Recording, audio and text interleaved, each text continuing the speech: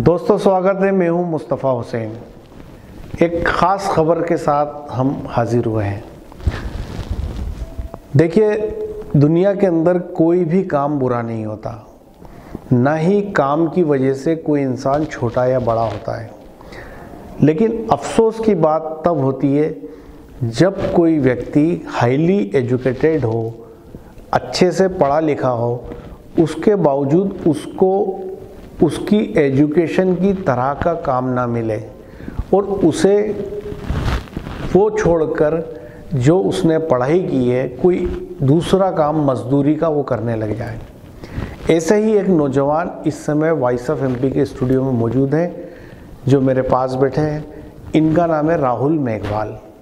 राहुल मेघवाल के बारे में मैं आपको बता दूं कि ये पास के गांव जमुनिया खुर्द के रहने वाले हैं और इन्होंने पहले 12th पास की, उसके बाद इन्होंने नर्सिंग का कोर्स किया 3 साल का। नर्सिंग का कोर्स जो 3 साल का होता है उसका खर्च करीब 2 लाख रुपए आता है। तो चूँकि राहुल ग्रामीण क्षेत्र में रहते हैं तो इनको लोगों ने मशवरा दिया कि आप नर्सिंग का कोर्स कर लीजिए, आपको आसानी से नौकरी मिल जाएगी और आपका जीवन यापन बेहतर तरीके से होने लगेगा। तो राहुल ने इसी उम्मीद से नर्सिंग का कोर्स किया। लेकिन नर्सिंग का कोर्स करने के बाद उनको पता चला कि ये कोर्स करके उन्होंने समय और रुपया पानी में डाला है, क्योंकि लाख कोशिशों के बावजूद उनको जॉब नहीं मिली। इस समय राहुल चाय बनाने का काम करते हैं और उन्होंने अपना चाय का एक ठेला लगाया हुआ है और उससे अब वो अपने परिवार का भरण पोषण कर रहे हैं। अगर बेरोज़गारी की बात करें तो देश में बेरोज़गारी का आंकड़ा 8.5% से ज़्यादा बढ़ चुका है। लगातार हमारे देश में बेरोज़गारी बढ़ती जा रही है, नए रोज़गार के साधन उपलब्ध नहीं हो रहे हैं और ये एक अफसोस की बात होती है कि जब कोई युवक पढ़ाई करे, डिग्री ले और जब वो नौकरी के लिए जाए तो उसे नौकरी ना मिले और उसे मजबूरी में मजदूरी का काम करना पड़े। तो हम इस बारे में बात करेंगे राहुल मेघवाल से कि किस तरह के उतार चढ़ाव उनके जीवन में आए और कैसे वो नर्सिंग का कोर्स करने के बाद आखिर चाय के ठेले तक पहुँचे। एक और ख़ास बात कि वॉइस ऑफ एमपी बेरोज़गार युवकों के लिए एक मुहिम की शुरुआत कर रहा है। यदि आपने किसी तरह की परीक्षा दी है, उसका परिणाम नहीं आया है, या आपको हाईली एजुकेटेड होने के बावजूद आपको जॉब नहीं मिली है और यदि सरकारी जॉब में आपको सरकारी जॉब को हासिल करने में कोई परेशानी आ रही है, तो उन तमाम मामलों पर आप वॉइस ऑफ एमपी को अपनी जानकारी दें। तो राहुल से बात करते हैं। राहुल, जो तुम्हारा जो सफ़र है, तुमने 12th की, फिर नर्सिंग का कोर्स किया, उसके बाद क्या हुआ? सर 12th के बाद मैं नर्सिंग का कोर्स किया, 3 साल पूरे वहाँ किए हैं मैंने। नर्सिंग करने के बाद में यही उद्देश्य था कि मुझे गवर्नमेंट जॉब मिल जाए। उससे पहले मैंने सोचा थोड़ा एक्सपीरियंस ले लेते हैं। इस चक्कर में मैंने यहाँ अपने एमपी से दूर राजकोट गुजरात के अंदर मैंने स्टर्लिंग हॉस्पिटल ज्वाइन किया। वहाँ 2 साल मैंने अपनी सेवाएं दी है। वहाँ उस समय कोविड काल चल गया था, तो वहाँ पे मैंने कोविड में वहाँ भी अपनी सेवाएं दी हैं। कुछ परिस्थितियाँ ऐसी बनी, उसकी वजह से मुझे वापस वहाँ से छोड़ के अपने गांव नीमच आना पड़ा। यहाँ आने के बाद में कोविड कंटिन्यू चल ही रहा था। कुछ परिस्थितियाँ ऐसी हुई जिसकी वजह से मैं हॉस्पिटल ज्वाइन नहीं कर पाया, बाहर जॉब के लिए नहीं जा पाया। फिर मैंने यहीं पे अपने जिला चिकित्सालय में कॉन्ट्रैक्ट बेस एक वैकेंसी निकाली थी, तो उसमें मैंने ज्वाइन किया। यहाँ ज्वाइन करने के बाद में यहाँ पे उन्होंने 3 महीने की बोला था, 3 महीने तक कंटिन्यू आपको यहाँ पे करना रहेगा। अगर ऐसा कुछ हुआ तो आपको बीच में निकाल भी सकते हैं। वहाँ पे मैंने अपनी सेवाएं 1 महीने 15 दिन तक दी है मैंने अपनी सेवाएं जिला चिकित्सालय में। उसके बाद में उन्होंने वहाँ से मेरे जैसे बहुत से स्टाफ को वहाँ से निकाल दिया। उसके बाद परिस्थिति बिगड़ी तो मैंने दूसरे प्राइवेट हॉस्पिटलों में अपना CV दिया। वहाँ CV दिया, जितनी मुझे उम्मीद थी उतना सैलरी मुझे वहाँ नहीं मिल रहा। इसकी वजह से मैंने 4-5 जगह और हॉस्पिटल में अपना इंटरव्यू दिया, वहाँ भी इतनी सैलरी नहीं मिल पा रही थी। कहीं 3,000 तो कहीं 5,000 तो कहीं 6,000। 6,000 में मैं अपना खुद का खर्चा या घर का खर्चा नहीं कर पाता, इसलिए मैंने अपना खुद का टी स्टॉल स्टार्ट किया। बड़ी बात निकल कर सामने आई है कि देखिए, एक युवक जो एक सपना लेके घर से निकलता है और वो एजुकेशन लेता है, कोर्स करता है, और उसके बाद जब वो नौकरी की तलाश में जाता है तो किस तरह का उसको रिप्लाई मिलता है। जो प्राइवेट नर्सिंग होम में जब राहुल गए तो उनको कहीं 4,000 कहीं 5,000 रुपये माहवार की तनख्वाह की नौकरी मिल रही थी। तो राहुल, परिवार में कितने लोग हैं अपने? परिवार में हम 5 मेंबर हैं, 5 से 7 मेंबर है, बच्चे वगैरह सब मिला के 7 मेंबर हैं। तो उनका खर्चा बहुत महंगा पड़ता है सर। कहीं अगर मैं 6,000 में जॉब करूँगा तो ना तो मैं खुद का खर्चा चला सकता हूँ और ना ही फैमिली का कुछ खर्चा चला सकता हूँ। तो फिर जब तुम्हें कहीं नौकरी में नहीं मिली, या जो नौकरी मिल रही थी उसमें सैलरी इतनी कम थी, 5,000 4,000, तो तुमने वो नहीं की, फिर क्या ख्याल आया? तुम ये चाय की जो टपरी तुमने लगाई, ये यहाँ तक कैसे पहुँचे? सर, पहले मन में सवाल ऐसा आया कि इतना पैसा खर्च करने के बाद अगर मुझे 5,000 6,000 मिल रहा है तो इससे अच्छा है कि मैं पहले ही कुछ दूसरा काम कर लेता, इतने पैसे मैं वेस्ट नहीं करता। उसके बाद में मेरे, जिन्हें मैं आदरणीय समझता हूँ, सारी सलाह मैं उनसे लेता हूँ। मेरे मामा जी हैं और एक परम मित्र हैं मेरे, उन दोनों से मैंने सलाह ली। उसके बाद में उन्होंने बताया है कि आप चाय का स्टार्ट कर लो। तो मैंने चाय का स्टार्ट किया। मेरा कुछ ऐसा उद्देश्य नहीं था, पर कुछ समय बाद मुझे ऐसा लगा कि मुझे ये नाम रखना चाहिए ताकि लोगों को पता चले कि नर्सिंग करने वाले स्टूडेंट की क्या हालत है आज की कंडीशन में। हाँ, बहुत एक बात जो हम चूक गए थे कि राहुल जो चाय की टपरी लगाते हैं, उन्होंने अपनी दुकान का जो नाम है वो नर्सिंग चाय वाला रखा है।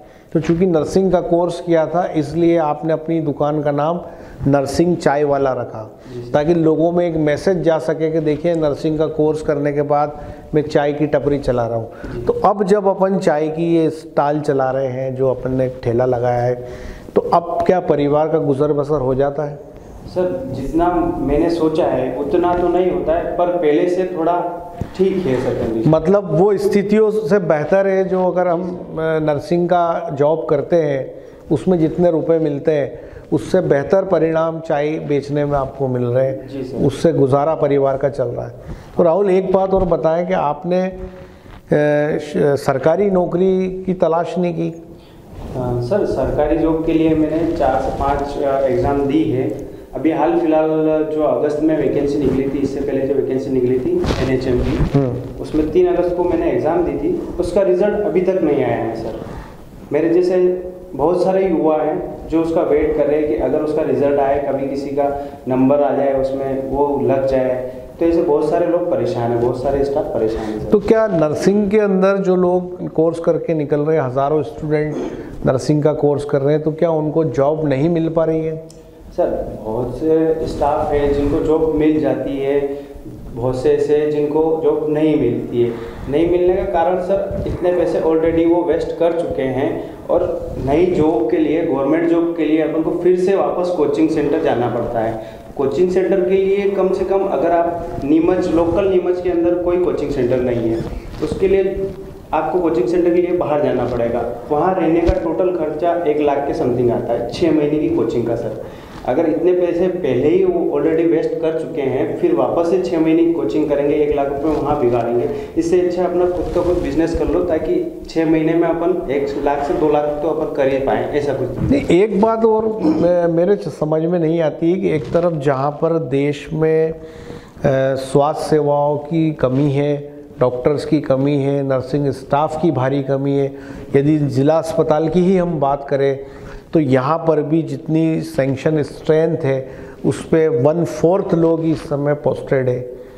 तो अस्पतालों की कमी है, डॉक्टरों की कमी है, नर्सिंग स्टाफ की भारी कमी है, और दूसरी तरफ जो लोग नर्सिंग का कोर्स करके निकलते हैं उनको जॉब नहीं मिलती है। बड़ी अचरज की बात है सर। ये सही है, उस पर ऐसा रहता है रेशो। मेरे हिसाब से ऐसा, मैं ज़्यादा बड़ी बात नहीं बोलना चाहता हूँ, पर मेरा ऐसा है कि कोई एम्स का अगर स्टाफ है, अगर उसकी सैलरी 90,000 85,000 के समथिंग स्टार्टिंग उसको रहती है, अगर सरकार उसको थोड़ा कम करके जहाँ 5 स्टाफ को वैकेंसी में जॉब मिल रही है वहाँ अगर उनकी सैलरी कम करके थोड़े स्टाफ और बढ़ा के अगर उनका नंबर आ जाए तो 5 की जगह 10 घर और अच्छे से चलेंगे सर। मतलब जो बड़े अस्पताल है, देश के चोटी के हॉस्पिटल है, उसमें नर्सिंग स्टाफ की सैलरी काफ़ी ज़्यादा है जी सर, जबकि नीचे के स्तर पर स्थितियाँ बड़ी ख़राब है।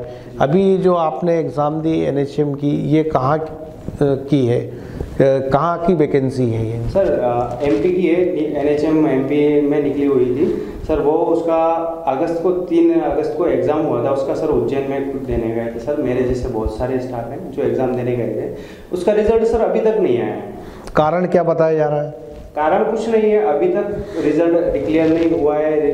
मतलब ऐसे स्पेसिफिक कोई कारण नहीं बता रहे हैं कि ऐसे में कारण पता ही नहीं चलता है। पता ही नहीं चल रहा है सर। नहीं, पता चलता भी नहीं है जी सर। और एक दिन खबर आती है कि उसमें तो नियुक्तियाँ हो चुकी है और लोग ज्वाइन भी कर चुके हैं, और जिनको नहीं पता चलना था उनको आज तक पता नहीं चला, और जिनको पता चलना था उनको घर बैठे पता चल जाता है और उनकी नौकरियां भी लग जाती है। ऐसा होता भी है ना? जी सर, होता है, बिल्कुल होता है कि जिनके पास चेक होता है, उनको पता चल जाता है जी। बाकी दूसरे लोगों को बीच में सर सुना भी है, साल 2 साल तक पता नहीं चलता कि वो परीक्षा दी थी, उसका हुआ क्या। जी सर, यही होता है ना? बिल्कुल सर। तो ये राहुल हैं जो हमारे साथ इस समय स्टूडियो में बैठे हैं, वॉइस ऑफ MP के, और बड़ी दर्द भरी दास्तान इनकी है। और जैसा कि ये बता रहे हैं कि इन्होंने नर्सिंग का कोर्स किया, 2 लाख रुपए का उसमें खर्च किया, 3 साल उन्होंने पढ़ाई करी, और जब बाहर निकले तो उनको पता चला कि जो प्राइवेट जॉब है वो 5,000 से 7,000 रुपये माहवार तक उनको दे रहे हैं। दूसरी स्टेट में अगर जॉब करते हैं तो वहाँ अलग से मकान लेना होता है, अकेले रहना होता है, तो उतने रुपए उसी में खर्च हो जाते हैं। तो परिवार का लालन पालन वो कैसे करेंगे? और जब यहाँ आए तो यहाँ भी उनको प्राइवेट नर्सिंग होम में कहीं नौकरी नहीं मिली, तो मजबूरन उनको चाय की टपरी लगानी पड़ी और अपना परिवार चलाना पड़ रहा है।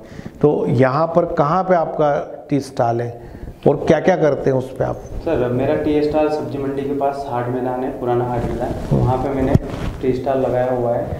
वहाँ पे सर चाय के अलावा मैंने अभी जस्ट रोटी का स्टार्ट किया है खाने का। उसमें सर मैं 5 रुपये रोटी लेता हूँ और उसके साथ में सब्जी फ्री देता हूँ। कारण वहाँ पे क्या है, सब मजदूर लोग आते हैं सुबह, जहाँ से सब अलग अलग अपने काम पे जाते हैं, जैसे मजदूरी का है या कोई भी काम है, तो वहाँ से सब मजदूर लोग काम पे जाते हैं। तो मैंने वो सुविधा भी वहाँ उनको उपलब्ध कराई है। 5 रुपये रोटी के लेता हूँ और सब्जी उसके साथ में फ्री देता हूँ। बहुत सारे ऐसे मजदूर हैं जो इतना पैसा अफोर्ड नहीं कर पाते, ज़्यादा पैसे वाला, और सुबह 7 बजे ही लोग बाग वहाँ आके खड़े हो जाते हैं, वो घर से कुछ खाना नहीं ला पाते। इस वजह से मैंने वो ठेला वहाँ पे लगाया है और 5 रुपये रोटी देता हूँ, सब्जी उसके साथ में। 5 रुपये रोटी और सब्जी? जी सर। सब्जी काय की बनाते हो? सर सब्जी डेली अलग अलग आज तुमने अपनी टपरी पे किस काय की सब्जी बनाई? पत्ता गोभी की सब्जी, पत्ता गोभी और टमाटर की सब्जी बनाई है सर। तो एक रोटी के साथ कितनी सब्जी देते सर हो? 1 दूना सब्जी देते हैं। सब्जी फ्री है सर, 5 रुपये रोटी के हिसाब से सब्जी फ्री है। ऐसा नहीं है कि एक रोटी लोगे तो हम आपको सब्जी नहीं देंगे। एक रोटी भी अगर कोई इंसान खाएगा तो उसको सब्जी उसके साथ में फ्री देते ही रहते हैं सर। तो एक नई शुरुआत मेरे को लगता है, ऐसी इस तरह का सुनने में आया नहीं है। आमतौर पे जहाँ भी खाना मिलता है वहाँ रोटी और सब्ज़ी दोनों देते हैं और दोनों के रुपए लेते हैं। पर एक राहुल ने एक नया काम किया है कि वो एक रोटी देते हैं 5 रुपए की और सब्ज़ी साथ में फ्री देते हैं। अभी कुछ दिनों पहले तुम्हारी इस की शोहरत मैंने सुनी थी। कुछ मज़दूरों से जब मैं मिला था तो उन्होंने बताया कि हम दोपहर का खाना हाट मैदान में एक दुकान पे खाते हैं जहाँ पे 5 रुपए की रोटी मिलती है और सब्ज़ी फ्री मिलती है। तो काफ़ी मज़दूर आते होंगे? जी सर, आते हैं। मॉर्निंग में सबसे ज़्यादा रहते हैं। सबसे ज़्यादा सुबह 7 बजे से आना स्टार्ट हो जाते हैं। जैसे कोई 7 बजे वहाँ पहुँच गया है, कोई गांव से आया है, तो इतना जल्दी वो खाना खा के नहीं आ सकता। तो अब तुम्हारा क्या विचार है? यदि अब जैसे तुम्हारी ये चाय की स्टॉल और ये रोटी का जो तुमने काम शुरू किया है, ये चल रहा है, तो अब यदि गवर्नमेंट जॉब मिलती है तो? सर मैं इसी को कंटिन्यू करूँगा। अब तुम्हारा इरादा ख़त्म हो गया नौकरी करने का? क्योंकि नौकरी करने से सर, जब अपन को मेन ज़रूरत जहाँ थी उस टाइम पे इन्होंने कुछ भी ने अपने साथ नहीं किया है। अब जब अपना धंधा ये थोड़ा सही पटरी अगर लाइन पे आ गई है तो फिर इसको छोड़ के वापस से मैं 0 से स्टार्ट करूँगा सर, तो बहुत वापस से रिटर्न चला जाएगा। अच्छी बात कही तुमने। और यदि उसके अंदर नेकी भी हो रही है और पैसे भी उसके अंदर, हमारा परिवार का पालन पोषण भी हम कर पा रहे हैं तो अच्छी बात है। लेकिन ये कि ऐसे युवा की दास्तान थी जो हमने आपको अभी सुनाई कि हाईली एजुकेटेड होने के बावजूद उनको सरकारी जॉब नहीं मिली, तो उन्होंने मजदूरी का काम शुरू किया, चाय बनाने का काम शुरू किया, और उसके बाद उन्होंने उसके साथ एक नया काम शुरू किया कि एक 5 रुपये की रोटी और सब्ज़ी फ्री। अब बड़े पैमाने पर नीमच का जो मजदूर वर्ग है, इनकी टपरी पे जाके वो रोटी और सब्ज़ी वो खाना खा रहा है। तो ऐसे ही और अगर यदि आपके पास कोई कहानी है, कोई स्टोरी है, आप भी यदि हाईली एजुकेटेड है, आपने यदि अपने जॉब के लिए कोशिश की और यदि आपको जॉब नहीं मिली और किस तरह की परेशानी आपके सामने आई, तो आप हमें ज़रूर बताएं, हम उसको कवर करेंगे, खबर बनाएंगे। और एक और ख़ास बात कि यदि वॉइस ऑफ एमपी का चैनल आपने सब्सक्राइब नहीं किया है तो please please please voice of MP के यूट्यूब चैनल को ज़रूर सब्सक्राइब करें, हमारे फेसबुक पेज को लाइक करें, साथ ही हमारी तमाम खबरें आप KTV नेटवर्क के 127 नंबर चैनल पर भी देख सकते हैं। ये था अब तक का अपडेट। जय हिंद, जय भारत।